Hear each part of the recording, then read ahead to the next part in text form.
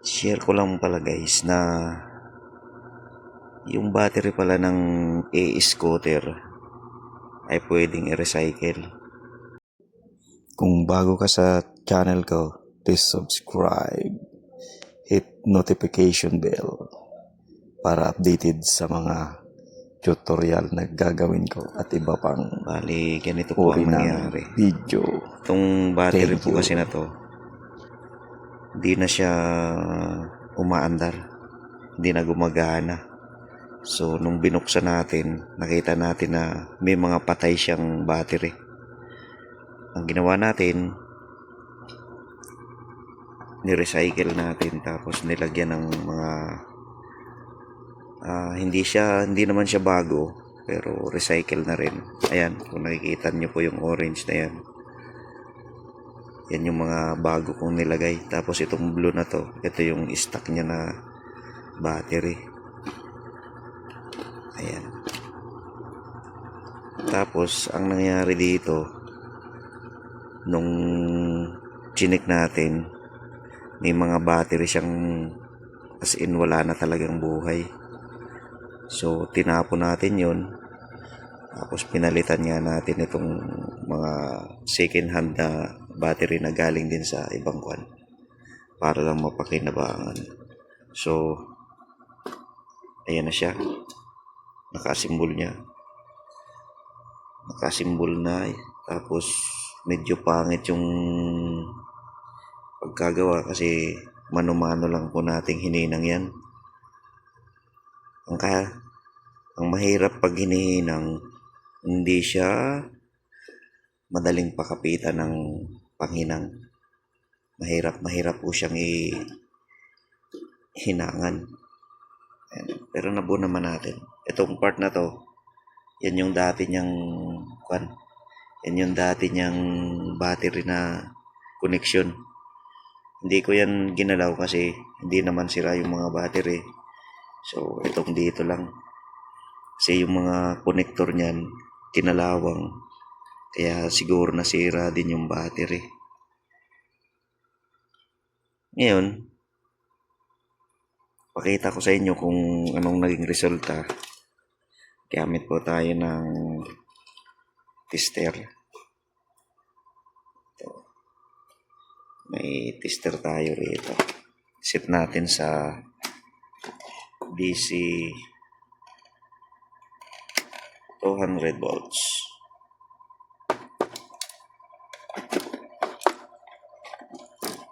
Ayan. DC 200 volts. Tapos, bali ito pala yung negative niya. Tapos ito yung positive part. Ang battery pala nito is 10S3P. Yan ang tawag niya. 10S3P. Lagay natin yung positive probe dito sa positive part niya. Tapos, ito yung negative. Ayan siya guys, mayroon na siyang 42.2 DC. Ibig sabihin, okay na to. Okay na to. Tapos, meron siyang connection ng BMS. Ito. Dali, ikukunik ko na lang siya. Tapos, ititesting doon sa e-scooter ko kung gagana. Sige, pisahan ko na guys. Tapos, mamaya balikan ko kayo pag naikabit ko na lahat. Pala ng BMS guys. Ito. Mag-uumpisa kayo sa negative. Itong black na to. Dito yan sa negative part ng battery. Dito kayo mag-uumpisa. Yung unang wire, dito yan sa output niya. Dito. Sa unang na to. Yan. Tapos yung sumunod, yung pangatlo, ito. Yung pangatlo na to, dito rin sa susunod. Tapos, ganun din, yung sumunod, dito ulit sa kabila hanggang matapos nyo pong mailagay lahat ng wire. Itong 10S na to, itong 10 wire na to. Ang magiging dulo niyan, yung pinakadulo niya is ito, yung last. Ito, dapat bumagsak yan dito sa positive na to. Itong positive part na to. Ito yung, pag nagkaganon, tama po yung bilang nyo.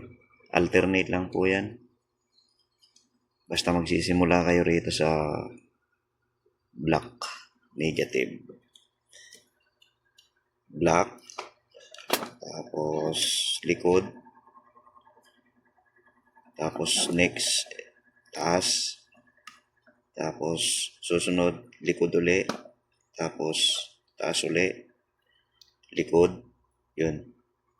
Ganun lang po lahat ng connection yan. Tuloy na po natin. Iyan na siya guys. Naikabit na natin yung mga wire ng BMS. Dito. Ito yung pinakalas niya. Dito sa positive. Ngayon, dito naman sa BMS, itong itong wire na to. Itong wire na to, ito yung magsisilbing supply dun sa scooter. Tapos, itong red na to, dito natin siya ihihingan sa positive na to. Sa positive side na to. Para magkaroon ng supply. Tapos, ito naman yung charge niya, charging. Ganun din sa positive din natin siya kakabit. Yan, kabit ko lang guys.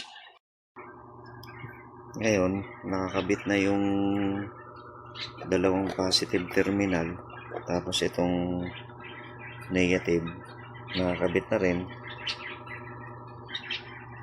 Iko-connect ko na lang tong connector dito sa BMS board nya. Yan na siya guys, nakakabit na. Ngayon, ang gagawin natin, itetest na lang natin kung merong output. Once na may output na siya na voltahe dito sa part na to, ibig sabihin tama yung mga ginawa natin. Tapos pakiramdaman nyo rin yung BMS kung umiinit siya, kasi once na umiinit yan, may mali po tayong naikabit. Itong mga part na to, kakapain nyo kung may umiinit. Sa akin po, normal po yung temperature nya, walang umiinit.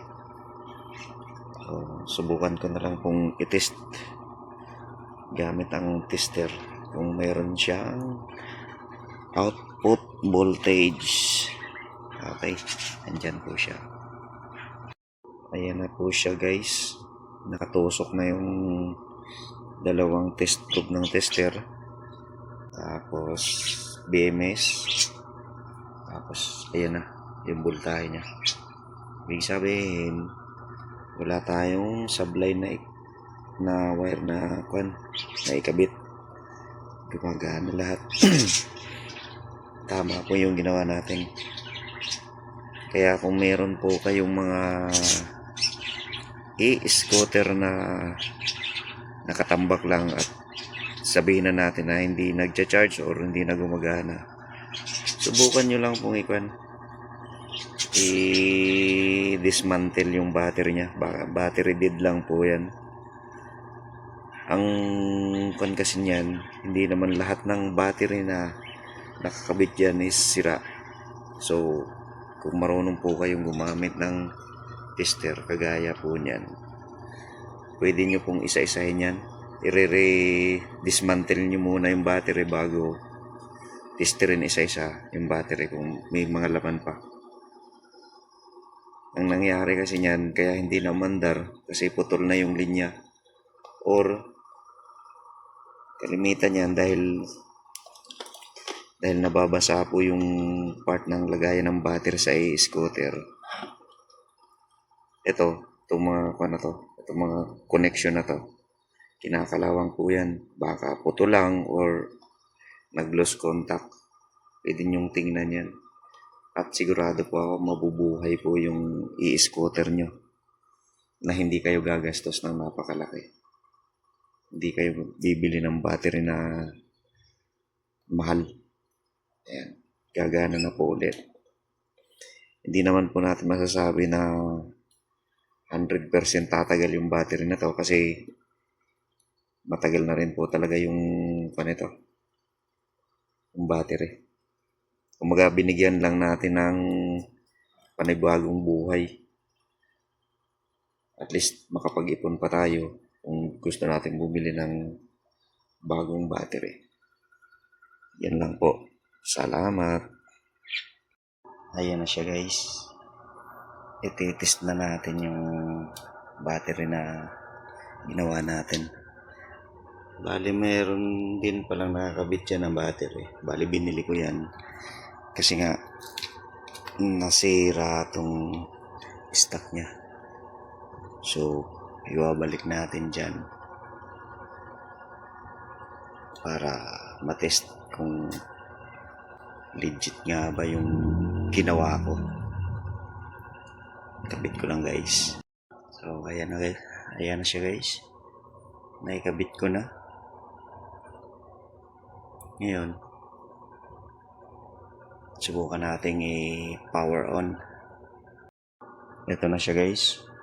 Meron kasi itong susian nilagyan ko para pag hindi ko ginagamit hindi madi-discharge yung battery.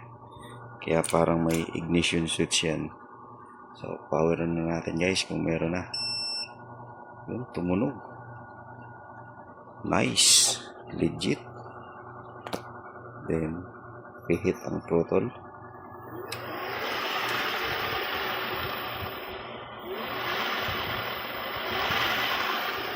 Yun.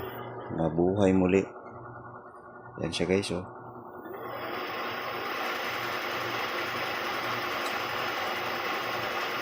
Lakas. Yung 25 po na yan, speed po niya. Yan po yung speed niya. Yan o. Yun. Nice. Success. Success yung ginawa natin. Ngayon, sa charger ko na naman itetest kung magpa-function siya. Kung magcha-charge. Ito yung charger niya. Charging port. Lagyan natin ng charger. Ayan na yung charger na ginagamit ko guys. Promote ko lang yung charger na to is tawag sa kanya, may pangalan siyang smart charger. Ayan o. Yan po yung specs niya. 42 volts 2.0 amperes. Ayan. Ayan yung charger niya. So papalag ko na siya rito. Naka-standby po yan. Ibig sabihin yung green naka-standby. Pag plinag ko po ito, pag nag-charge siya, magkukulay red yung green na yun. Charge ko na. Yun. Ibig sabihin full charge pa yung battery. Ayan o. Kasi magpupula yan pag mag-charge. Ayan siya guys.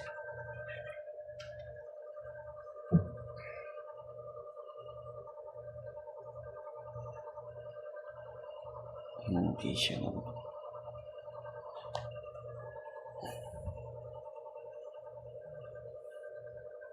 Ibig sabihin full charge pa.